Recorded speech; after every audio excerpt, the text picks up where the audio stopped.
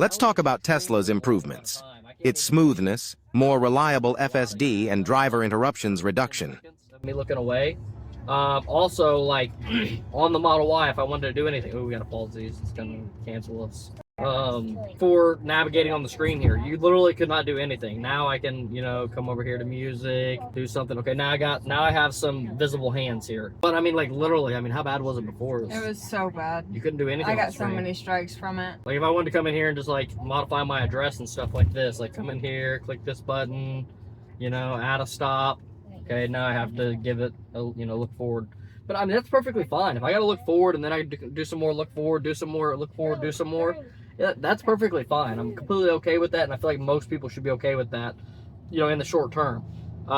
This is starting to feel like much more usable. Like, God, it was very annoying, like having to almost disengage autopilot. I hated this aspect. You had to disengage autopilot just to put an address in, or else you get canceled and get a strike. It looks like it's done now. It looks like that's no longer a thing. It looks like you can actually put in an address and not have to worry about getting a strike now. So another thing that's really cool about that too is that just shows you how much more comfortable Tesla is getting with FSD, because as they reduce snag, they're increasing their liability.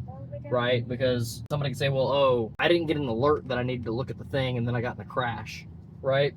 So it increases their liability by reducing the nag, and it just shows that they have a lot of confidence that it's not going to wreck, right? And I spend a lot more of my time in the Cybertruck and driving around in the Cybertruck than I do the Model Y.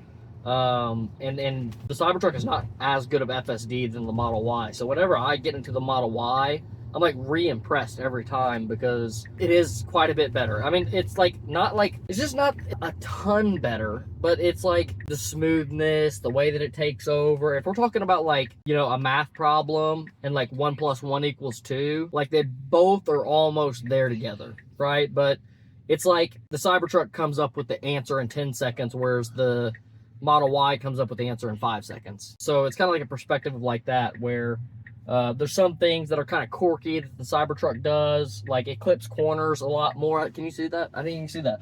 So that sloped median, the Cybertruck has a really bad habit of, like, whenever you're coming from like that direction this way, that you clip that sloped median. And maybe it's because sometimes it's bad. Yeah, I mean, sometimes it's bad, but it's a truck. It's like never bad. You know what I mean? It's never gonna cause a wreck. It's never gonna, you know, it just goes up on it quite a bit, you know, and then you feel it when you drop off, because, you know, the truck's very heavy. And that may be because the Cybertruck's sitting higher off the ground, so its perspective of the angle is less, versus like this vehicle being lower to the ground. Maybe its camera can see.